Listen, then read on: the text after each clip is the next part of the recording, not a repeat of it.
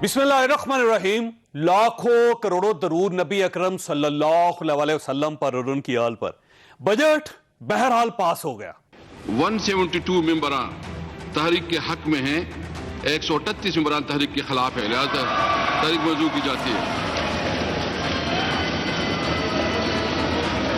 All those in favor of it पे से आए, all those से no. I think ayes have it, constituted motion is adopted and the bill is passed. यह हुकूमत जब से आई है एक चीज कॉमन है, ऑपोजिशन ने हर मेन इशू पर दावा किया हम ये नहीं होने देंगे, लेकिन इस दावे के बावजूद हुकूमत ने वो काम कर लिया और ऑपोजिशन मुंह देखती रह गई। आप स्पीकर से लेकर चेयरमैन सेनेट के खिलाफ अदम एतमाद तक और इस बजट तक 3.25 साल का डाटा निकाल कर देख लें। आपको पहले ऑपोजिशन के बेंचों से यह नहीं होने देगी कि आवाजें आएंगी और फिर आखिर में वो काम हो भी जाएगा। आज भी यही हुआ। ऑपोजिशन कहती रही हम बजट के खिलाफ सीसा पिलाई दीवार साबित होंगे, लेकिन आज ईवान में ऑपोजिशन के मेंबर्स ही पूरे नहीं थे। क्या इसे ऑपोजिशन की नाकामी समझा जाए? क्योंकि हुकूमत ने तलाश गुमशुदा का इश्तिहार भी दे दिया है। यह इश्तिहार हमारा आज का इशू होगा। खुर्शीद शाह 21 माह की जेल के बाद आज पहली बार प्रोडक्शन ऑर्डर पर कौमी असम्बली आए। ये कार्ड बांटने से कुछ नहीं होता। आप कार्ड बांटने का बहुत बड़ा स्कैंडल आएगा आपके सामने। मैं आज कह रहा हूं इस ऐवान में, क्योंकि जो काम चल रहा है वो हॉस्पिटल और बंदे के दरमियान चल रहा है और ये स्कैंडल आएगा। दवाएं 400 गुना 500 गुना महंगी हो गई है। गरीब कहां से ले सकता है? और मैं खुदा की कसम बगैर किसी मुशाबत के ये कहता हूं कि हेल्थ फैसिलिटीज में सिंध को लाख लाख सलाम है। फाटा हो, गिलगित बल्चिस्तान हो, कश्मीर हो, अफगानिस्तान हो, सिंध के अस्पतालों में आते हैं जहां पे 20 लाख का ऑपरेशन होता है, वहां फ्री में ऑपरेशन होता है। आज आसिफ अली जरदारी ने भी एक दावा किया। बजट पेश हुआ है, उस बजट को कैसे देखते हैं? हुकूमत आपने कहा था कि चली जाएगी, तो अब क्या देख रहे हैं आगे? हुकूमत तो है नहीं, चली क्या जाएगी? कुछ हो तो जाए ना। मांगे तांगे पे घिसघिसा के चला रहे हैं। अफगानिस्तान की सूरत हाल डेंजरस है, उसका ब्लो बैक पाकिस्तान पे आ सकता है, तो उस पर हमें आंख भी रखनी है, सोचना भी है। जरदारी साहब सिरे से हुकूमत का वजूद ही तस्लीम नहीं कर रहे। क्या ये ज्यादती नहीं? और बिलावल भुट्टो ने शहबाज शरीफ के रवैये पर अदम एतमाद कर दी। स्पीकर साहब ने आज मेंबर असेंबली का वोट के हक पे डाका मारा है। मैं इसका भरपूर मज़ाहमत करता हूँ। मैं समझता हूँ कि स्पीकर साहब को फिलफौर इस खत का जवाब देना पड़ेगा। अगर वो इस गलती को दुरुस्त नहीं करते हैं तो ये इल्लीगल बजट होगा। हमने भी शहबाज शरीफ साहब को कह दिया था कि हमारा सारे मेंबर्स जो मौजूद हैं वो बजट में होंगे। मैंने अपना वादा पे पूरा उतरा। आज मैं ना सिर्फ खुद मौजूद था, मैं अपना पूरा स्ट्रेंथ में मौजूद था। ऑपोजिशन, इफेक्टिव ऑपोजिशन तब कर सकती है जब कायदे हिज़्ब इख्तिलाफ साहब इस्लामाबाद में और पार्लियामान में मौजूद हो।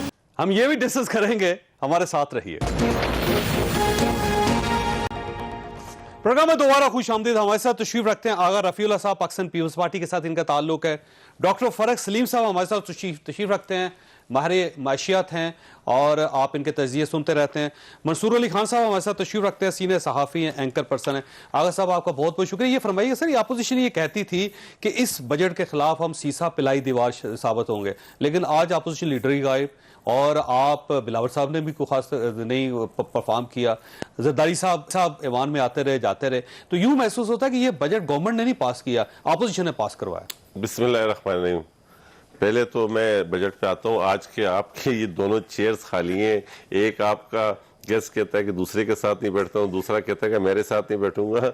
तो ये इतना कंट्रोल मीडिया और आप लोगों की इतनी लाचारी, और फिर आप कहते हैं कि हम आज़ाद हैं, जो मर्जी कर सकते हैं। इससे आप अंदाजा करें, आप सर इससे आप अंदाजा करें। वैसे एक मोहसिन शाह रांझा साहब ने तशरीफ लाना था, उनको पसंद नहीं आया पैनल, वो रास्ते से वापस चले गए।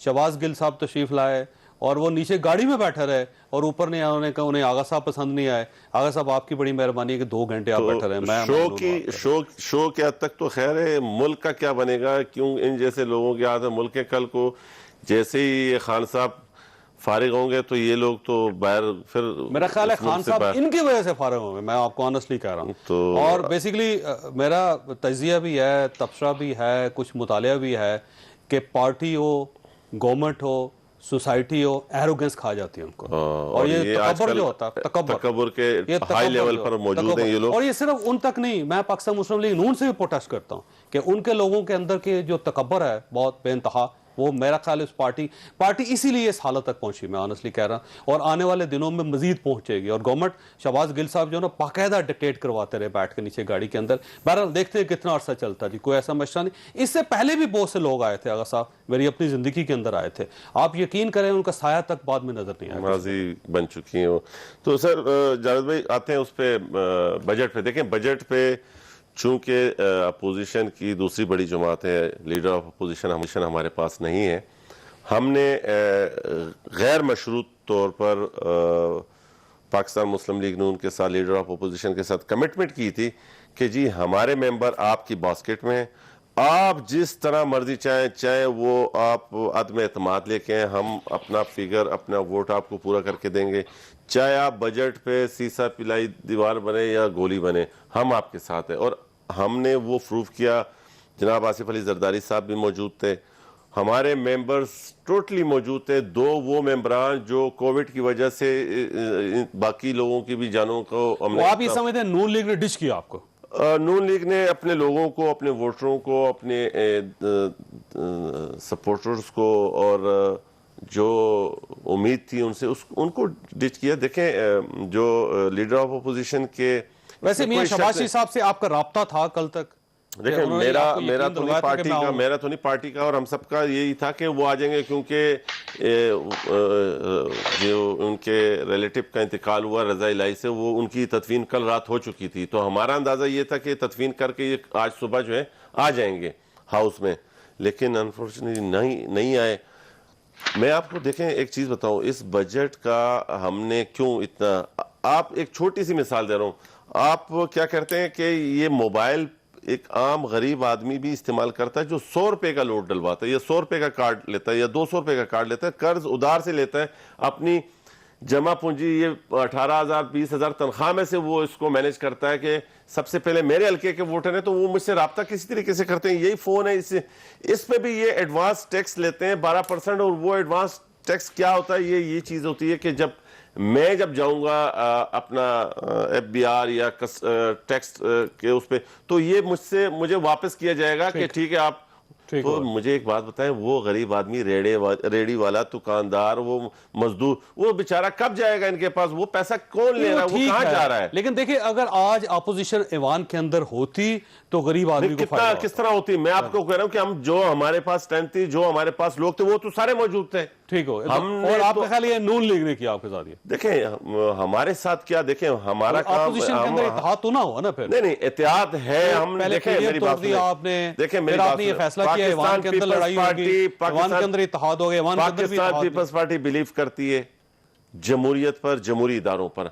हमने देखें PDM में भी हमारा उसूली इख्तिलाफ, उसूली मौक़िफ़ रहा है कि हमने जो कुछ करना है इस पार्लियामेंट के अंदर करना है और उस पार्लियामेंट के अंदर रहकर टफ टाइम देना है, ठीक है, और वो हम दे रहे हैं। किसी एक जगह आप देखें कट मोशन सबसे ज्यादा हमारे नून लीग का ख्याल ये है कि आपने कोई सेटलमेंट कर ली है वो अनवर मजीद साहब के इशू पे, लिहाजा वो उनका कहना है कि आपकी गवर्नमेंट के साथ कोई वेवलेंथ मिली, हमारे सारे के सारे से आपका ख्याल ये है कि वो देखें हमारे सारे के सारे केसेस यहाँ इस्लामाबाद चल रहे हैं, जो कि ये प्रिविलेज किसी को, ये मतलब नून के साथ भी ऐसा नहीं है, नून के केस लाहौर में चल रहे हैं, पंजाब के लोग पंजाब में चल रहे हैं। एक अनोखे और बुरे हम सिंध वाले हैं कि क्योंकि हम हर वक्त इनको बुरे लगते हैं, चाहे हमारी लीडर की शहादत हो तो भी वो आके पंजाब में होगी, वो भी पिंडी आना पड़ेगा उसको, फिर बीबी शहीद की शहादत हो उसके लिए भी पिंडी आना पड़ेगा। बात यह कि हमारे साथ तो आपका रवैया माजी में भी, तारीख में भी और आज भी ये आया है, हम किसी भी एस्टेब्लिशमेंट का पार्ट नहीं रहे, लेकिन मसला ये कि हम जमहूरी और पार्लियामान के अंदर रहकर, ठीक है, मैं वापस आऊंगा आपकी तरफ। डॉक्टर साहब ये फरमाइए सर, ये बजट गवर्नमेंट इसको तारीखी करार दे रही है, वो ये करार दे रही है, और शौकत तरीन साहब की आपने तकरीर भी सुनी होगी, उन्होंने कहा कि गरीब को बहुत फायदा है, किसान को बहुत ज्यादा फायदा है, आम आदमी को बहुत फायदा है, बिजनेसमैन को बहुत फायदा है, स्टेट को बहुत फायदा है। तो आप ये समझते हैं कि वाकई ये तारीखी है और पाकिस्तान को और पाकिस्तान में रहने वाले हर शख्स को इसका फायदा होगा इस बजट का?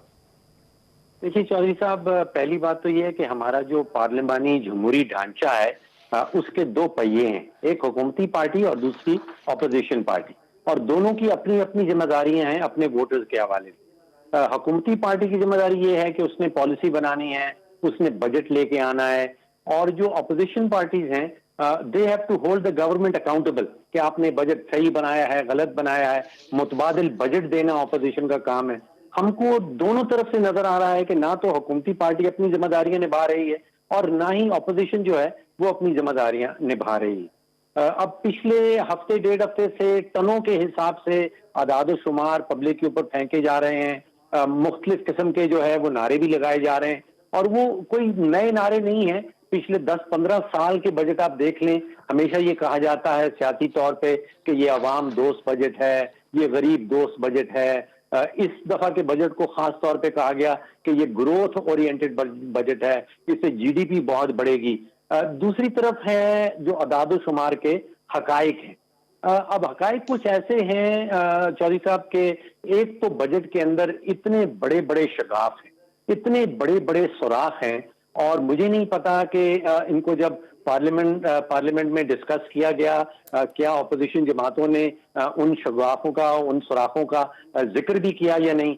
देखिए, सबसे बड़ा शगाफ है, हुकूमत कहती है कि हमारा जो एफबीआर का टारगेट है वो 5,800 अरब का होगा। अब एफबीआर ने अभी कुछ हफ्ते पहले हमें बताया है कि इस साल के 11 महीने में उन्होंने 4,170 अरब इकट्ठा किया है। अब अगर 11 महीनों में आपने 4,170 अरब इकट्ठा किया है तो अगले साल आप 5,800 अरब कैसे इकट्ठा कर सकते हैं? यानी कि तकरीबन 1,200 अरब रुपया इजाफी इकट्ठा करने का एक हद रख दिया गया है, और साथ ही ये नारा भी लगाया गया है कि कोई नए टैक्स। लेकिन वैसे ये 1,200 अरब रुपया इकट्ठा करेंगे कैसे? आपके ज़हन में कोई आ जाता है सर फार्मूला कि ये कर लेंगे, ये कर लेंगे या वो कर लेंगे, जिससे ये 1,200 अरब रुपया इजाफी जमा हो जाए? देखा, सारा का सारा बजट जो है वो मुझे महसूस होता है कि मफरूजों के ऊपर बनाया गया। अब देखिए कि एक मफरूजा ये है कि जो चारों सूबे हैं वो हमें 570 अरब रुपए का सरप्लस इकट्ठा करके देंगे। अब चारों सूबों का बजट अब तक आ चुका हुआ है। पंजाब का बजट मैंने देखा, वो कहते हैं कि हमारा 125 अरब का सरप्लस होगा। सिंध कहता है हमारा 25 अरब का डेफिसिट होगा। खैबर पख्तूनख्वा ने बैलेंस बजट है, ना डेफिसिट है और ना उसमें सरप्लस है। बलोचिस्तान का बजट जो है वो 84 अरब रुपया डेफिसिट है। यानी कि आप अगर मजबूरी तौर पे देखें तो चारों सूबे ये कह रहे हैं कि हमारे पास कोई 16 अरब रुपए का सरप्लस होगा। विफाकी बजट ये कहता है कि 570 अरब रुपए का सरप्लस होगा, कि ये चारों सूबे जो हैं ये 570 अरब रुपया इकट्ठा करेंगे। वैसे आप एक इंतहाई खतरनाक बात कर रहे हैं कि पूरा बजट मफरूजों पे कायम है। अब देख लीजिए ना, प्राइवेटाइजेशन को देख लीजिए। प्राइवेटाइजेशन का एक मफरूजा है कि हम 252 अरब रुपया इस माली साल में प्राइवेटाइजेशन से इकट्ठा करेंगे। अब ये तीसरा बजट आ रहा है। जो पहला बजट बनाया था पीटीआई की हुकूमत में, उसमें 150 अरब का हद था प्राइवेटाइजेशन का, नतीजा था 0। उसके बाद जो 2020 और 21 का बजट बनाया गया था उसमें 100 अरब का प्राइवेटाइजेशन का हद रखा गया था, नतीजा था 0। अब 252 अरब का प्राइवेटाइजेशन है। तो अब 2 साल बाकी बचे हैं। अगर पहले 3 सालों में अगर प्राइवेटाइजेशन नहीं कर पाए तो ये 252 अरब रुपया कहां से आएगा? तो 252 अरब रुपया ये है, 570 अरब रुपया आप कह रहे हैं कि प्रोविंशियल सरप्लस आ जाएगा, 5,800 अरब रुपया आप कह रहे हैं कि हम टैक्सेस की मद में इकट्ठा कर लेंगे। तो बहुत सारे मफरूजे हैं इसके अंदर। अच्छा, वैसे डॉक्टर साहब एक सवाल और भी है कि ये पेट्रोल कहां तक जाएगा, क्योंकि जिस तरह लेवी में इजाफा कर दिया गया और हर 15 दिन के बाद इसके अंदर इजाफा होगा, ये कमी होगी, तो ये 6 रुपए तो आज गवर्नमेंट से रिक्वेस्ट कर दी गई कि डालते हैं उसके अंदर, तो ये कहां तक जाएगा पेट्रोल? चौधरी साहब, जो बजट में जब बनाया गया था तो उसमें 610 अरब रुपया पेट्रोलियम लेवी की मद में रखा गया था। अब हम सब 22 करोड़ पाकिस्तानी मिलके तकरीबन 20 अरब लीटर सालाना पेट्रोल और डीजल इस्तेमाल करते हैं। इसका मतलब यह था कि तकरीबन 30 रुपए फी लीटर हुकूमत ने टैक्स लगाना होगा पेट्रोल और डीजल के ऊपर। ज्यादा कीजिए 30 रुपए फी लीटर। लेकिन इसमें एक अच्छी खबर आई है, और अच्छी खबर आई है सऊदी अरेबिया की तरफ से कि $1.5 अरब की एक पेट्रोल की मद में, डीजल की मद में, तेल की मद में एक नई फैसिलिटी सामने आ रही है। तो जो हम देख रहे थे कि 25 से 30 रुपए टैक्स लगाना पड़ेगा पेट्रोलियम लेवी की मद में, वो शायद हुकूमत को इस दफा ना लगाना पड़े, क्योंकि $1.5 अरब की जो फैसिलिटी है वो उसका जो दबाव, उसका जो बोझ है वो कम कर देगी। मंसूर साहब, आपका बहुत बहुत शुक्रिया। मैं आपकी तरफ आऊंगा। आपने बड़े मुश्किल वक्त में हमारा साथ दिया, क्योंकि अचानक जब एक क्राइसिस पैदा हो गया तो उसमें आपको तकलीफ दी और आपने कोर्ट चेंज करके आप बैठ के, मैं बहुत आपका मशकूर हूं। ये फरमाइएगा कि मीडिया के बारे में बात करूं या फिर ये बजट पे बात करूं, किस पे बात करना चाह रहे हैं आप? सर मेरे ख्याल में मीडिया के ऊपर जरा पहले बात कर लेते हैं, क्योंकि हम दोनों का एक ही शोबा है, वो वाला। अच्छा, मैं इससे पहले क्योंकि काशिफ उबाई साहब का एक शो देख रहा था पिछले हफ्ते, उनके साथ भी इसी किस्म का क्राइसिस हुआ था और उसमें शहबाज गिल साहब की मेहरबानी थी, उन्होंने एक ट्वीट कर दी थी और उसके बाद वो फवाद चौधरी साहब वहाँ आके वापस चले गए। उन्होंने कहा कि मैंने उनके जुबैर साहब के साथ नहीं बैठना, उसकी वजह से वहाँ पे एक क्राइसिस पैदा हुआ था। अब सवाल बड़ा सादा है कि आज जब शहबाज गिल साहब को लिया गया तो मीडिया सेल पाकिस्तान तहरीक इंसाफ का उन्होंने दिया और साथ उन्होंने एक धमकी दी थी कि अगर शहबाज गिल साहब को आप नहीं लेंगे तो आइंदा आपको हमारा गेस्ट नहीं मिलेगा। और ये मुझे मेरी टीम ने अभी बताया, पहले नहीं बताया, क्योंकि ज़ाहिर है मैं, आपको पता है हमारा तो स्टाइल ही है कि 9 बजे आके हमें मेहमानों का पता चलता है, तो मुझे इन्होंने अभी बताया कि पहले ये हुआ सूरत।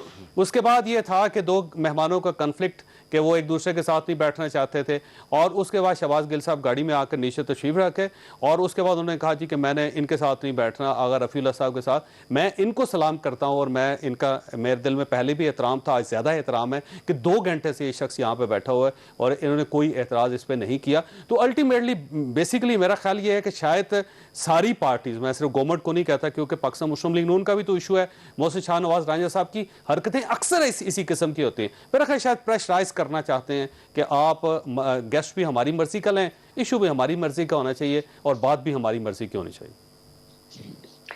चौई साहब, आपका जब प्रोग्राम शुरू हुआ है तो साथ ही जो है मुझे शहबाज गिल साहब के व्हाट्सएप के ऊपर जो है वो मैसेजेस आना शुरू हुए हैं, और क्योंकि आपने आगाज के अंदर ही ये बात कही थी तो वो अपना वर्जन जो है वो मुझे दे रहे थे, लेकिन मैंने उनको आखिरी जो मैसेज किया, मैंने उनको भी यही समझाया कि आप इन मामला को रिजॉल्व करना है। मैं जरा इसका थोड़ा सा बैकग्राउंड आपको बता देता हूँ। कल भी एक इसी तरह का काम हुआ है, अब मुझे नहीं पता कि आप तक वो खबर पहुंची है कि नहीं।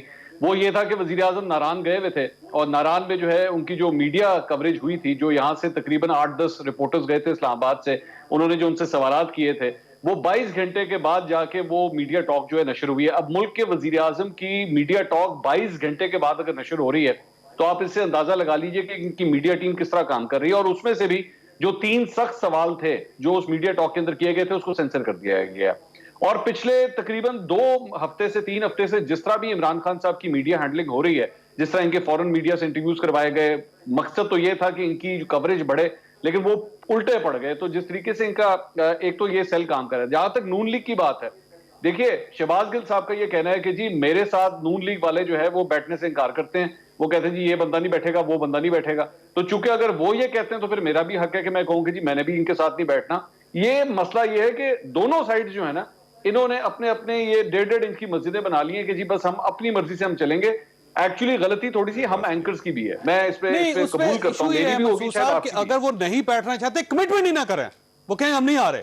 हाँ, ये जो शो के पास आके, स्टूडियो के पास आके, गाड़ी में बैठ के, तो इसका क्या मतलब लिया जाए? और मेरा ख्याल यह है कि शहबाज गिल साहब क्योंकि नॉन इलेक्टेड आदमी हैं, तो एक नॉन इलेक्टेड आदमी एक इलेक्टेड पार्टी को प्रेशराइज कर रहा है और अल्टीमेटली नुकसान किसको होगा? ये पाकिस्तान तहरीक इंसाफ को होगा। और इसमें जेन्युइन लोग भी हैं, हमारे पास कभी उनकी तरफ से प्रॉब्लम नहीं हुआ। ये बड़ी दिलचस्प बात यह है मंसूर साहब कि जो लोग जेन्युइन वर्कर हैं, पाकिस्तान तहरीक इंसाफ के पुराने लोग हैं, जो अपने हलकों के अंदर काम कर चुके हैं, जो हलकों से जीत कर यहाँ तक पहुंचे, यकीन करें उनके एटीट्यूड में बड़ा फर्क है। और जो लोग दूसरी पार्टी से आए हैं उनके एटीट्यूड का बड़ा प्रॉब्लम है। और ऐसे लोग जो टोटल नॉन इलेक्टेड हैं उनका रवैया इंतहाई खराब है और ये बेसिकली इस पूरी पार्टी को नुकसान पहुंचा रहे हैं। नहीं, आप सही कह रहे हैं आप, लेकिन आप सर इसमें इलेक्टेड लोगों को क्यों आप जाने दे रहे हैं? आप जरा उनकी भी तो बात देखें ना। आप मुझे बताइए, हमाद अजहर साहब को आप बुलाएं, वो कहते हैं जी मैं सोलो बैठूंगा, मैं मेरे साथ कोई गेस्ट ना हो। शौकत तरीन साहब वो कहते हैं जी मैं सोलो बैठूंगा। फवाद चौधरी साहब जो पैनल्स के अंदर बैठा करते थे, अच्छा वाला गेस्ट के साथ बैठते थे, खुद भी एंकर रह चुके हैं, खुद भी प्रोग्राम्स करते रहे, वो भी कहते हैं अब मैं सोलो बैठूंगा। इसके अलावा और पूरी एक तादाद है, आप जिसको आप मुराद सईद साहब को उठा लें, वो कहते हैं जी मैं सोलो बैठूंगा। मतलब वजीर आते कौन से सर, वो देख लें। सोलो बैठूंगा। कि वुज़रा अपने प्राइम मिनिस्टर को, अपनी गवर्नमेंट को डिफेंड करने के लिए तैयार नहीं है मीडिया के अंदर। अली जैदी साहब देख लें, मुराद सईद साहब देख लें, और लिस्ट है पूरी की पूरी वुज़रा की। और सर नहीं चौई साहब, दूसरी बात तो ना, इनका माजी भी तो उठाए ना। माजी के अंदर मैं अच्छी तरह जानता हूं, मैंने कराची से भी प्रोग्राम किए। मैं जब एक चैनल में कराची में था, अली जैदी साहब हमारे स्टूडियो से कम 35 किलोमीटर दूर इनका घर था। 35 किलोमीटर, यकीन करें। और 35 किलोमीटर दूर घर होने के बावजूद सिर्फ 1 घंटे के नोटिस के ऊपर वो गाड़ी में बैठ के सीधा स्टूडियो आ जाते थे कि जी मैं हाजिर, बताएं किधर बैठना, कितनी देर प्रोग्राम करना, प्रॉब्लम ही नहीं।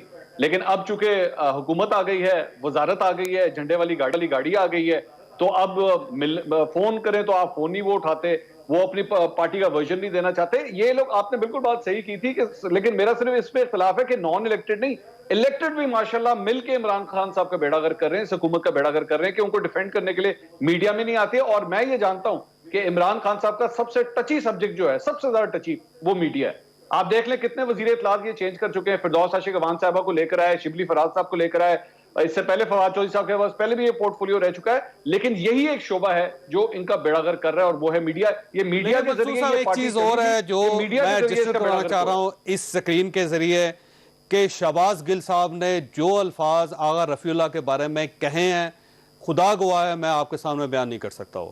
बुनियादी तौर पर एक इलेक्टेड आदमी है, अपने हलके में खड़ा हुआ, लोगों ने वोट दिए, और एक ऐसा आदमी जो नॉन इलेक्टेड है, वो एक इलेक्टेड आदमी के साथ बैठना अपनी तौहीन समझ रहा है। जो अल्फाज वो कह के गया है, आप यकीन करें महसूस मैं नहीं बयान कर सकता। सर ये हो चुका है ना, ये बेसिकली वही जो आप बात कर रहे थे कि ये जो दिमाग का एक फतूर होता है कि जी मुझसे, मैंने तो बस आ गया हूं, इस सीट पे आके बैठ गया हूं, और अगले पता नहीं कितने साल मैंने बैठे रहना, और मैं अनटचेबल हूं, मुझे कोई कुछ नहीं कह सकता। आपने परवेज मुशर्रफ साहब के दौर के अंदर भी आपने प्रोग्राम्स किए हैं, मैं उनके दौर के अंदर भी अच्छी तरह जानता हूं कि कौन कौन से ऐसे लोग होते थे जो नाक के ऊपर मक्खी नहीं बैठने देते थे। लेकिन जैसे वो दौर खत्म हुआ तो वो लोग किधर हैं आज, ये सब जानते हैं। तो इन लोगों को एहसास नहीं है। और नून लीग के बारे में, मैं नून लीग को नहीं छोड़ूंगा इस मामले में, नून लीग की भी यही सूरत हाल है। उनकी भी एक बड़ी लंबी लिस्ट है जिसमें वो कहते हैं कि जी हम सोलो बैठेंगे, हमने पैनल्स के अंदर नहीं बैठना। और वन आना चाहते हैं, और 101 आना चाहते हैं। मैं उन्हें उनसे कई मरतबा कहा कि भाई साहब ये 101 नहीं होता, ये टॉक शो है जिसके अंदर एक साइड से मौक़िफ़ आता है, उसका दूसरा जवाब आता है। ये आप लोगों ने क्यों समझ लिया कि ये एक सोलो प्रोग्राम है जिसके अंदर आप ही बोलेंगे और हम दूसरे शख्स का मौक़िफ़ नहीं लेंगे। लेकिन अल्टीमेटली ये ज़्यादा देर तक नहीं चल सकेंगी चीज़ें, क्योंकि जो अफगानिस्तान का इशू है, जो इकॉनमी की सूरत हाल है, जो इंडिया के ऊपर प्रॉब्लम्स हैं, जो मुल्क के अंदर जो पोलराइजेशन है, उस पर ज़ाहिर है अगर आप अवॉइड करेंगे तो क्या होगा, अल्टीमेटली क्या होगा, शोज हैं, चलने हम नहीं होंगे, हमारी जगह कोई और होगा। और जो भी आएगा जब वो सोलो बोलेगा तो गवर्नमेंट के पास कोई ऑप्शन नहीं होगा सवाए बदनामी बर्दाश्त करने के। तो बेहतर ये तरीका ये कि टॉक शोज है तो आप उनमें आए, अपना मौक़िफ़ दें। और अगर आप नहीं आना चाहते, कोई ऐसा मसला नहीं, ये मीडिया है, मीडिया ने चलते रहना होता है। इन्होंने अपने डायनामिक्स चेंज कर लेने हैं, ये नए फॉर्मेट्स पे चले जाएंगे। नए फॉर्मेट्स के अंदर बड़े बड़े मसलन दुनिया के अंदर फॉर्मेट्स हैं, और ऐसे फॉर्मेट्स हैं जिनका किसी गवर्नमेंट के पास, किसी अपोजिशन के पास कोई तोड़ नहीं होता। अल्टीमेटली कितनी देर आप कर लें जितनी देर करना है। छोटी सी ब्रेक के बाद दोबारा हाजिर प्रोग्राम में दोबारा खुशामदीद। अगर से ये फरमाइएगा सर, ये बजट ज़ाहिर है पूरे एक साल का एक बजट है, और अल्टीमेटली एंड पे ये पाकिस्तान कहाँ पे होगा एक साल बाद? शोरी साहब बिल्कुल बजट पे आते हैं, लेकिन मैं आप थोड़ी सी जिस तरह आपने ये शहबाज गिल साहब का कहा, जो मेरे बारे में उनके तासुरात और उनके सोच और नज़रियात और जो कलमात मेरे लिए कहें, काश वो यहाँ मौजूद होते, बात करते पीठ पीछे लोगों की। ये इनका वतीरा है कि असम्बली में भी ये स्पीकर को साथ मिला के हमारे साथ। साहब मेरी भी आपसे रिक्वेस्ट है, क्योंकि यहाँ पे है नहीं है वो, तो मैं चाह रहा हूँ नहीं, मैं कोई खिलाफ बात किसी की नहीं कर रहा। देखें, मेरी बस आपसे रिक्वेस्ट है, अगर होते मैं किसी के खिलाफ बात कर ही नहीं रहा, मैं कोई भी बिलो द बेल्ट बात नहीं करूंगा। लेकिन एक चीज तो आप तमाम मीडिया के दोस्त जो है वो हमें इस चीज का तो देखें, जो मीडिया को जिस तरह मीडिया का दिल चाहा है, 8 से 13 की गवर्नमेंट हमने फेस की है, और हमने आप मीडिया के तमाम दोस्तों को जो साहब आपकी बात ठीक है, इसलिए नहीं कि मैं आपका दिल रखना चाह रहा हूं, आज भी इस मामले में दिल बहुत बड़ा है। इसमें आज 5 साल रगेदते रहे, लेकिन वो बंदे आते थे, और आज भी ताल्लुकात उनके साथ। आज भी हम आपके पास बैठे हुए हैं, और आज भी हम समझते हैं। उसकी वजह बताऊं, ऐसा नहीं है कि हमें कोई शौक है आप लोगों से बेइज्जती कराने का, लेकिन हम समझते हैं कि ये अवाम तक एक बेहतरीन जरिया है अपना मौकफ पहुंचाने का, और अवाम बेहतरीन फैसला करती है और जमहूरियत का एक सतून है। मैंने पार्लियामान में अपनी कट मोशंस में जो इंफॉर्मेशन मिनिस्ट्री में भी ये बात की है कि ये जो आपका मीडिया है ना, ये जमहूरियत का एक सतून है। अगर हम इसको जितना मजबूत करेंगे जमहूरियत उतनी मजबूत होगी। बहरहाल ये गैर जमहूरी लोग हैं। मुझे इतराज होना चाहिए था कि ये एक नॉन इलेक्टेड बंदा है, इसके साथ मैं नहीं बैठता, लेकिन नहीं, हम समझते हैं कि इस मुल्क के लिए हम हर शहरी को उतनी इज्जत देंगे जितने एक शहरी ने मुझे वोट दिया है, इसी तरह ये भी किसी का वोटर होगा। तो इसलिए मैं बजट पे बात आते हैं बजट पे तो मैंने आपको कहा कि एक मामूली सी बात है कि ये मोबाइल का देख लें, फिर उसके बाद इन्होंने किसान के ऊपर किस किस्म के टैक्स, और फिर खुद फाइनेंस मिनिस्टर साहब कहते हैं कि 25 से 30 रुपए पेट्रोल की कीमत में इजाफा होगा। ये अपनी बजट स्पीच में वो कहते हैं। वैसे ज़राअत के लिए 64 अरब रुपया रखा है इन्होंने, और पहले नहीं कभी आते। तो वैसे मेरा ख्याल ये एक अच्छी चीज मैं देखें, एक तरफ इन्होंने पैसा रखा है और दूसरी तरफ इन्होंने फिर टैक्स लगाए, जो जिस किस्म के इन्होंने टैक्स लगाए उससे ये जो पैसा रखा हुआ है ये सारा का सारा आपका जाया जाएगा, क्योंकि आपने ये पैसा रखा किस्मत में।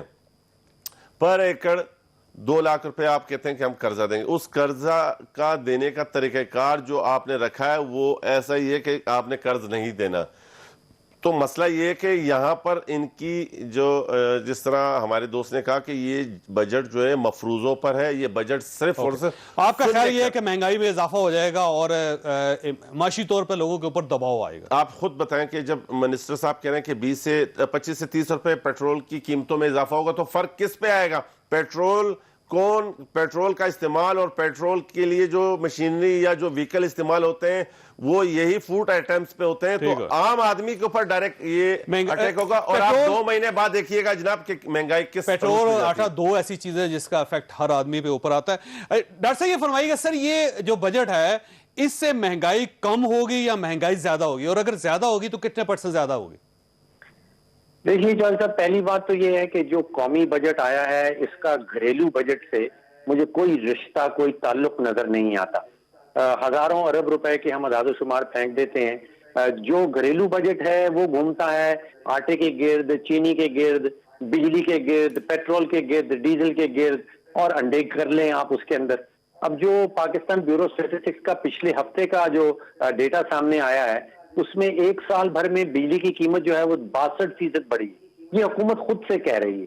पेट्रोल की कीमत 48% बढ़ी है, डीजल की कीमत 40% बढ़ी है, अंडे जो हैं वो 30% और ज्यादा महंगे हो गए हैं। तो यहाँ पे तो आप देखिएगा कि अगले 12 महीनों में 12 बजट आएंगे। ये कौमी बजट को तो आप भूल जाइए, हर महीने एक नया बजट आया करेगा जिसमें बिजली की कीमत का मामला होगा, जिसमें पेट्रोल की कीमत का मामला होगा, जिसमें बाकी चीजों की कीमत का मामला होगा। अब महंगाई जो है वो तो हकीकत है, वो हुकूमत खुद से भी उसका इकरार करती है, लेकिन महंगाई की वजह जो है वो असल सवाल बन रहा है कि इतनी तेजी से ये चीजें क्यों बढ़ रही हैं। मसलन बिजली की कीमत 62% क्यों बढ़ गई? अब ये तो हुकूमत ने खुद से फैसला किया बिजली की कीमत बढ़ाने का, पेट्रोल की कीमत भी हुकूमत बढ़ाती है। जब इन चीजों की कीमत बढ़ती है तो फिर जब वो इंडस्ट्री शोबे में जाते हैं, चाहे वो ज़राअत में जाते हैं, उनसे जो चीजें बनती हैं वो भी महंगी निकलेंगी। तो महंगाई के पीछे जो वजह है वो तो हुकूमत खुद से है। तो हुकूमत ये नहीं कह सकती कि महंगाई जो है वो अगले कुछ माह में नीचे आना शुरू हो जाएगी, क्योंकि ये सारी चीजें जो हैं ये आप देखिएगा कि 12 बजट जिसका मैंने जिक्र किया हर महीने आया करेंगे, और उसके नतीजे में आम आदमी के लिए जो बोझ है वो मजीद बढ़ेगा। कम होने का मुझे कोई उम्मीद नजर नहीं आती। ठीक, अच्छा महंगाई अगर बढ़ेगी तो कितने % बढ़ेगी और किस किस चीज में? क्या आटा मजीद महंगा होगा, चीनी मजीद महंगी होगी, दालें मजीद महंगी होगी, उसके साथ इलेक्ट्रिसिटी है, फिर पेट्रोल है, क्या क्या चीज होगी जो प्रेशर में आएगी आइंदा आने वाले दिनों में? देखिए 16 फरवरी को एक मुआहदा हुआ था वजारत खजाना हुकूमत पाकिस्तान और IMF का, जिस वक्त पुराने वाले हमारे वजीर खजाना थे। उसमें कहा यह गया था, वादा ये किया गया था हुकूमत पाकिस्तान की तरफ से कि 1200 अरब रुपए का इजाफी टैक्स लगाया जाएगा, 900 अरब रुपया बिजली के बिलों की मद में इजाफी इकट्ठा किया जाएगा, 610 अरब रुपए का पेट्रोलियम लेवी की मद में पेट्रोल और डीजल के ऊपर टैक्स लगाया जाएगा। फिर हमारे नए वजीर खजाना साहब आ गए, उन्होंने कहा कि मैं ऐसी कोई चीज करने वाला नहीं हूं। अब वो हम आ जाते हैं मफरूजों के ऊपर। अब कहा यह जा रहा है कि हम 5,800 अरब रुपया टैक्स इकट्ठा कर लेंगे, लेकिन टैक्स बढ़ाया भी नहीं जाएगा। तो ये वजीर खजाना साहब कैसे कर लेंगे? इसी तरह पेट्रोल के हवाले से, बिजली के हवाले से, अगर बिजली में आपने 5 से 6 रुपए फी यूनिट की कीमत बढ़नी थी, वजीर खजाना साहब कहते हैं कि मुआहदा तो हमने किया था, लेकिन अब हम बिजली की कीमत बढ़ाने वाले नहीं है। अगर बिजली की कीमत नहीं बढ़ाएंगे तो फिर वो गर्दिशी कर्जा बड़ी तेजी से बढ़ता चला जाएगा। या तो चोरी कम करने की कोई पॉलिसी सामने लाई जाए। तो मफरूजे बेशुमार हैं, महंगाई कम करने वाला भी मफरूजा है, लेकिन अगर पूछा जाए कि पॉलिसी क्या होगी, हिकमत अमली क्या होगी, हिकमत अमली ने कोई हिकमत अमली बताई नहीं। इसका मतलब ये हुआ कि पॉलिसी मिसिंग है इस सारे बजट के अंदर। मनसूर साहब, ये फरमाइए आपकी क्या रीडिंग है सर कि बजट जो है आने वाले दिनों में आम आदमी की जिंदगी को मुश्किल बनाएगा या उसको कम करेगा? क्योंकि आज वो वजीर खजाना साहब ये भी कह रहे थे कि 1.5 करोड़ ऐसे लोग हैं जो टैक्स जमा नहीं करवा रहे और हमारे पास उनकी तफसीलात हैं उनके पास। अब अगर ये फर्ज करें यहां से टैक्स जमा कर लेते हैं तो फिर हो सकता है कुछ रिलीफ मिल जाए, और अगर वो 1.5 करोड़ लोगों तक गवर्नमेंट नहीं पहुंच पाती तो फिर ये पैसे आएंगे कहां से, जिसके बारे में बजट के अंदर इजहार किया गया? मैं चॉइस साहब, मैं डॉक्टर साहब ऑब्वियसली वो तो इकोनॉमी के एक्सपर्ट हैं, मेरी वो एक्सपर्टीज तो नहीं है, लेकिन थोड़ा सा मैं जरा उनकी बात से ये जरा डिसएग्री इस पॉइंट ऑफ व्यू से करूंगा। देखिए, I have to work as a devil's advocate over here कि सबसे पहले बात ये की कि जी मफरूजों के ऊपर जो है बजट बना है। मुझे बताइए कौन सा बजट मफरूजों पे नहीं बनता? बजट होता क्या है? बजट एक प्लानिंग पेपर होता है जिसमें ये फैसला किया जाता है कि जी मैंने मिसाल के तौर पे 10 रुपए खर्च करने हैं पूरे साल के अंदर, तो उसके अंदर हुकूमत यही कहती है जी 2 रुपए मुझे यहां से आएंगे, 3 रुपए वहां से लूंगा, 1 रुपए यहां से आएंगे, 3 रुपए वहां से इकट्ठे करूंगा और इस तरह मैं 10 रुपए जो है वो पूरे कर लूंगा। ये एक प्लानिंग होती है। ये प्लानिंग चेंज भी हो सकती है, हालात तब्दील हो सकते हैं। जिस तरह कोविड आ गया था, किसी को नहीं पता था क्या होगा, लेकिन हुकूमत का एक प्लानिंग पेपर है, हमें नहीं पता वो उस पर पूरा उतरते हैं कि नहीं। फिर बात हुई कि जी 5,800 का अरब का जो है वो FBR अपना टारगेट सेट कर रही है, टैक्स इकट्ठा करेंगे। वो क्यों ये 5,800 कर रही है? वो इसलिए क्योंकि वो ये समझती है कि जी कोविड के होते हुए हम 4,100 अरब तक अगर आ गए हैं तो अब तो कोविड की उस प्रॉब्लम में से हम निकल रहे हैं, तो हमें लगता है कि हम 5,800 अरब इकट्ठा कर लेंगे। हो सकता है कल को ये टारगेट भी रिवाइज हो जाए, नहीं हुआ तो हम इनको पकड़ लेंगे, जाहिर बात है, वो तो नजर आ जाएगा। लेकिन फिर भी ओवरऑल अगर देखा जाए तो मेरे ख्याल में हुकूमत ने कोशिश की है कि अगला साल जो कि एक इलेक्शन ईयर बन जाएगा, जो नेक्स्ट फाइनेंशियल ईयर होगा, उससे पहले हम जितना रिलीफ दे सकें तो हम दे पाएं। नहीं दे पाएंगे तो ऑब्वियसली मैं और आप इशू ये नहीं है कि आप एक टारगेट रख रहे हैं, टारगेट रखना चाहिए। मसलन पाकिस्तान भी ये चाहता है कि वो मार्स पे उतर जाए, हम एक शटल बनाए मार्स के ऊपर उतर जाएं, कोई मसला नहीं, या हम वेनस पे चले जाएं। ये हर मुल्क एक टारगेट बना सकता है और हर शख्स को ये इख्तियार हक हासिल है कि वो कोई भी गोल, कोई भी टारगेट रख ले। इशू सिर्फ ये है कि आप वो टारगेट अचीव कैसे करेंगे, यही है। अगर आप 10,000 अरब रुपए का बजट बनाना है ना, सवाल सिर्फ इतना होगा कि आप ये पैसा इकट्ठा कहां से करेंगे, ये एक सवाल है। तो यही है कि ये बजट के लिए पैसा कहां से आएगा। नहीं, जिस तरह अभी थोड़ी देर पहले बात हुई, जिस तरह आपने शौकत तरीन साहब को कोट किया कि उन्होंने कहा कि 1.5 करोड़ लोगों के हमने जो है इनकम की जो ट्रेल्स हैं वो हमने पकड़ी हैं और हमने उनको उस नेट के अंदर लेकर आना है। तो बेसिकली अपने नेट को इंक्रीज करने की बात है। अब छोटी सी एग्जांपल मैं आपको देता हूं। आज की खबर है कि जो पंजाब के अंदर एक्साइज एंड टैक्सेशन का जो महकमा है, उन्होंने अपने टारगेट अचीव कर लिए हैं। तो इसका मतलब है जो टारगेट सेट किए गए थे उन्होंने अचीव किए हैं। तो इस परफॉर्मेंस को देखते हुए हुकूमत ये समझ रही है कि शायद हम आगे भी कर लेंगे। 5,800 अरब का जो टारगेट है वो अचीवेबल है। महंगाई की जहां तक बात है, मेरा ख्याल में इमरान खान ने आज बल्कि ये बात की है मीडिया से बात करते हुए कि जनाब जो बुरा वक्त था, जो जिसमें हमने हर चीज महंगी करनी थी, जो कड़ा वक्त था, अब हम उसमें से निकल रहे हैं। नहीं निकलेंगे तो जाहिर बात है आप और मैं हम यहीं पे मौजूद है, लेकिन अभी इसको ये सिर्फ एक प्लानिंग है। ये प्लानिंग कितनी प्रैक्टिकल होती है या नहीं होती, जब तक ये हो नहीं पाता या ये फेल नहीं हो जाती, उससे पहले मेरे ख्याल में वर्डिक्ट देना जो है वो जरा ज्यादती हो। मैंने एक ब्रेक लेनी है, लेकिन आगा साहब आपके पास एक सवाल छोड़ के जा रहा हूं। डॉक्टर साहब आपकी तरफ ही आऊंगे, एक सवाल आपके पास छोड़ के जा रहा हूं कि एक आइडियल बजट अगर होता तो क्या होता, और दूसरा ये है कि अगर गवर्नमेंट ने एक बजट पेश किया तो एक शैडो बजट आप भी पेश कर सकते थे, लेकिन आपने भी इस काबिल नहीं समझा कौम को कि आप भी एक बजट बना के रखते कि ये बजट है और इसको अगर इंप्लीमेंट कर लिया जाए तो पाकिस्तान को फायदा होगा। छोटी सी ब्रेक के बाद दोबारा जरूरत। प्रोग्राम में दोबारा खुश आमदीद। अगर साहब, पूरी दुनिया के अंदर ऐसा होता है कि अपोजिशन भी एक बजट बनाती है कि ये एक गिविंग सिचुएशन है और इसमें हम एक बजट प्रपोज करते हैं, लेकिन इस अपोजिशन ने, इतनी बड़ी अपोजिशन ने जो ये कहती थी कि सीसा पलाई हुई दीवार खड़े की तरह साबित होंगे, उन्होंने अपना कोई बजट नहीं पेश किया, तो आप अपना एक बजट बना के देते। देखें चोई साहब, अगेन फिर मैं दोबारा कहूँगा कि हम जो हमने कमिटमेंट की थी लीडर ऑफ अपोजिशन के साथ, अपोजिशन की बड़ी पार्टी के साथ, हमने कहा आज भी ऑन रिकॉर्ड मौजूद है कि आप देखें कि सबसे ज्यादा कट मोशन, सबसे ज्यादा इस बजट के ऊपर बिजनेस हमने किया, रिकॉर्ड पर मौजूद है। लेकिन चूंकि ऐसी चीजें कि जो हम डिसीजन नहीं ले सकते, अगर हम इस तरह का कोई डिसीजन लेते हैं तो वो लीडर ऑफ अपोजिशन का इस्तेकाक मजरू होता है।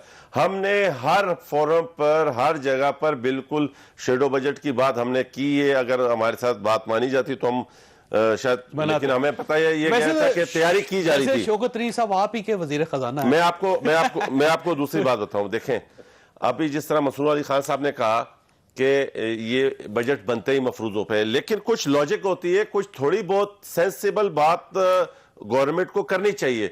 आप जिस तरह 3 सालों से आप कह रहे हैं कि हमने जनाब प्राइवेटाइजेशन में ये टारगेट हम अचीव करेंगे, तो कैसे करेंगे? 3 सालों से आप जीरो पे चल रहे हैं, आप कोई लॉजिक नहीं है। आप बगैर लॉजिक के आप कहें कि मैं ये कर लूंगा, तो वो ग्रोथ तो नहीं, ग्रोथ बढ़ रही है वैसे। देखें ग्रोथ तो वो ग्रोथ का, देखें वो ग्रोथ है, ये वो ग्रोथ है जो बारिश हो रही है मैं भीग नहीं रहा, ये वो वाली ग्रोथ है। लेकिन जिस तरह अभी 1.5 करोड़ लोगों की बात की कि जो टैक्स में, ये अटेम्प्ट इन्होंने गवर्नमेंट में आते के साथ किया था, और करने के बाद आपने देखा क्या, जो थोड़ा बहुत ब्लैक मनी हमारे पास इस मुल्क में चल रही है, जिससे काफी लोगों को रोजगार मुयसर है कि मुख्तलिफ लोगों के पैसे मुख्तलिफ चीजों में, मुख्तलिफ में इन्वॉल्व है। उस अगर इन्होंने ये टाइम भी कर दिया, जो रही सही कसर है उसकी भी ये पूरी कर देंगे। हम ये नहीं कहते कि ब्लैक मनी मार्केट होनी चाहिए, लेकिन आपके मुल्क में एक हकीकत है, आपके मुल्क की एक हकीकत है, ये है। आपको अगर आपने ये करना है तो आप अभी ऑलरेडी टैक्स पेयर्स में इजाफा नहीं होना चाहिए। नहीं, बिल्कुल होना चाहिए, लेकिन आप उसको तरीकेकार से लेके आए, ये नहीं है। हम आपसे फिर दोबारा कहेंगे कि आप लॉजिकल बात करें, आप ऐसी बात करें कि आपके पास टैक्स लोग देने के लिए आए। जिस तरह आप अपोजिशन में फजूल में बात करते थे कि हम कंटेनर पर खड़े होकर कहते थे कि लोग लाइन लगा के टैक्स देंगे, आज लाइन लगा के आप जो है वो खाने और वो लंगर, आपने लंगर खाने खोल दिए। गरीब आदमी को खाना मिल रहा है, अच्छी बात है। ये फरमाइएगा डॉक्टर साहब, पहले भी मिलता था सर, कोई गरीब आदमी भूखा कभी नहीं सोया। ठीक, डॉक्टर साहब ये फरमाइएगा, कोई होप भी है इस बजट में, कोई अच्छी चीज जो आपको नजर आ रही, कहीं टॉर्च नजर आ रही हो आपको, या रोशनी की कोई रे नजर आ रही हो किसी जगह? देखिए चौधरी साहब, बजट इतना पेचीदा बना के पेश किया जाता है, बहुत ही सिंपल मामला है। एक तरफ तखमीना है हुकूमत का कि हम इतनी आमदन इकट्ठी करेंगे टैक्स की मद में, और दूसरी तरफ तखमीना ये लगाया जा रहा है अखराजात, वो खर्चा कहाँ होगा। ये प्लानिंग डॉक्यूमेंट नहीं है, ये 22 करोड़ पाकिस्तानियों का जो माशी मुस्तकबिल है अगले साल का, वो इसमें ढका छुपा है। अगर आप अपनी आमदन जो है वो 30-40% से ज्यादा उसको ओवर एस्टिमेट कर लेंगे, इखराजात आपके फिक्स, तो साल के दौरान आपको बेतहाशा कर्जे लेने पड़ेंगे। अब हुकूमत खुद से कह रही है कि 4000 अरब का खसारा है इस बजट के अंदर, लेकिन अगर आपने आमदन का तखमीना ज्यादा लगाया है, अगर प्रोविंशियल सरप्लस मफरूजों के ऊपर है, अगर प्राइवेटाइजेशन मफरूजे के ऊपर है, तो आपकी वो आमदन इकट्ठी नहीं होगी, और फिर तकरीबन 1000 से 1200 अरब रुपए का इजाफी बोझ जो हर पाकिस्तानी के ऊपर पड़ेगा, वो उससे बर्दाश्त नहीं हो पाएगा। तो ये सिर्फ प्लानिंग डॉक्यूमेंट नहीं है, इसके अंदर 22 करोड़ पाकिस्तानियों का। अच्छा, फिर आप सोचिए, ये जो नारा लगाया जा रहा है टैक्स नेट का, ये आप पिछले 60 साल की माशी तारीख खोल के देख लें। अयूब खान ने ये नारा लगाया था कि माशी नेट को बढ़ाऊंगा, याहिया खान ने ये नारा लगाया था माशी नेट को बढ़ाऊंगा, जुल्फिकार भुट्टो ने ये नारा लगाया था, बेनजीर साहिबा ने लगाया था, नवाज शरीफ साहब ने लगाया था। अगर ये टैक्स नेट नहीं बढ़ रहा पिछले 60 सालों से, तो कोई और मुतबादिल रास्ता भी तो हमें सोचना चाहिए। नहीं, मुतबादिल रास्ता तो फिर इनडायरेक्ट टैक्सेस हैं, वो पहले ही बहुत ज्यादा डॉक्टर साहब, और तो कोई और रास्ता क्या हो सकता है कि अगर फर्ज करें लोग पैसा नहीं दे रहे आपको, तो आप इनडायरेक्ट टैक्सेस लगाते जाएंगे। मुतबादिल रास्ता ये है कि जिस रफ्तार से हुकूमत के अखराजात बढ़ रहे हैं, जिस रफ्तार से हुकूमत के अखराजात बढ़ रहे हैं, खसारे बढ़ रहे हैं, उस लिहाज से तो आप कहता हूं कि पाकिस्तानियों का खून भी चूस लें तो वो खसारे और अखराजात पूरे नहीं हो सकते। आज से 12 साल पहले टैक्स का हद था वो 1000 अरब था, आज हम पहुंच गए हैं 5,000 अरब पे। पाकिस्तानी तो टैक्स दे रहे हैं, लेकिन जो इखराजात हैं हुकूमत के, वो आज से 12 साल पहले 15 बिल्कुल सही। खसारा जो है ना उसको कंट्रोल करना बहुत जरूरी है। डॉक्टर साहब, इस चीज से मैं आपसे इत्तफाक करता हूं कि वाकई लीकेजेस नहीं रोकेंगे तो आप कितना मर्जी पैसा आता रहे वो सारा जाया होता चला जाएगा। मंसूर साहब, कोई अच्छी चीज जो आपको इस बजट में नजर आई हो? सर मेरे ख्याल में उसमें चंद ऐसे पॉइंट्स हैं जो मतलब काबिल गौर है। मिसाल के तौर पे 1000 सीसी से नीचे की जो गाड़ियां हैं वो उसके ऊपर उन्होंने टैक्स जो है वो खत्म किया है। इसके अलावा जो कामयाब जवान प्रोग्राम है उसके क्या क्या कह रहे हैं अगर रफी साहब? 1000 सीसी की मंसूर भाई अभी कोई गाड़ी नहीं है, ये इन्होंने बंद हो गई है। मेहरान भी नहीं सर, तीन कंपनीज हैं जो 1000 सीसी से आती है, वो गाड़ियां अवेलेबल हैं। मैं पूरी इस पर रिसर्च कर चुका हूं। एनीवेज आगे चलें। कामयाब जवान प्रोग्राम है और इस तरह की बहुत सी चीजें हैं जिसके ऊपर किया है। मैं ये नहीं कह रहा कि इट्स अ परफेक्ट बजट, वो तो आप कभी भी किसी का भी बजट आप उठा लें तो यही कहा जाता है कि नहीं जी इससे भी बेहतर हो सकता था। पाकिस्तान पीपल्स पार्टी के अपने बजट उठा के आप देख लें, उसमें भी ये नून लीग की तनकीद किया करती थी। बट हैविंग सेड दैट, दोबारा मैं यही कहूंगा, ये आगाज है सफर का। मैच अभी शुरू हुआ है, 50 ओवरों का मैच है। हम अभी से बैठ के अगर ये डिसाइड करना शुरू कर दें कि नहीं जी ये तो टीम हारेगी, नून लीग ने बल्कि आज जो कुछ किया है, मैं तो उनकी बातों के ऊपर, वो अब उनका कोई नुमाइंदा यहां बैठा नहीं हुआ, लेकिन आप उनकी बात सुने ना, वो क्या कहते हैं, देखें जी नंबर तो हमारे पास थे नहीं, बजट तो मंजूर हो ही जाना था, तो उससे फर्क क्या पड़ता है। बात इसकी नहीं है, आपने शो ऑफ पहले ये ऐलान किया जा रहा था कि सीसा पिलाई दीवार साबित होंगे। नंबर तो जी वही ना, तो आज तो मजाक उड़ाया जा रहा है ना, नून लीग का मजाक उड़ाया जा रहा है कि जी आपके पास तो बंदे पूरे नहीं है। आप बंदे, शहबाज शरीफ साहब का मैं एग्री करता हूं, तारिक शफी साहब की डेथ हुई, मैं मानता हूं कि पूरा शरीफ खानदान जो है इस वक्त शोक के अंदर है, लेकिन बाकी लोग किधर थे? आपके एमएनएस कंप्लीट नहीं थे। 6 लोगों के बारे में तो मुझे पता लगा, 6 लोग जो हैं वो उनका पता ही कहीं नहीं है। नून लीग को खुद नहीं पता वो किधर गए। तो ये तो सूरत हाल है आपकी अपनी पार्टी की। पीपल्स पार्टी का मैं एग्री करता हूं, सारे लोग थे, लेकिन इस सूरत हाल में आप हुकूमत के लिए क्या प्रॉब्लम क्रिएट करेंगे? ऐसी ऑपोजिशन तो जो है वो इमरान खान साहब दुआएं करके भी नहीं उनको मिल सकती जो ये कर रहे हैं। आप पीडीएम का हाल उठा के देख लें, और सोने पे सुहागा क्या हो गया कि शहबाज शरीफ साहब जो है वो भी जेल से बाहर आ गए और पूरी कमान नून लीग के उनके हाथ में। तो इमरान खान साहब इससे ज्यादा लकी और क्या साबित होंगे? ठीक हो गया। ख्वाजा साहब, आपने गुफ्तगू सुनी, फैसला आपने खुद। अल्लाह ताला आप और आपके अहले खाना को हर किस्म की मुसीबत से महफूज रखे। अल्लाह हाफिज।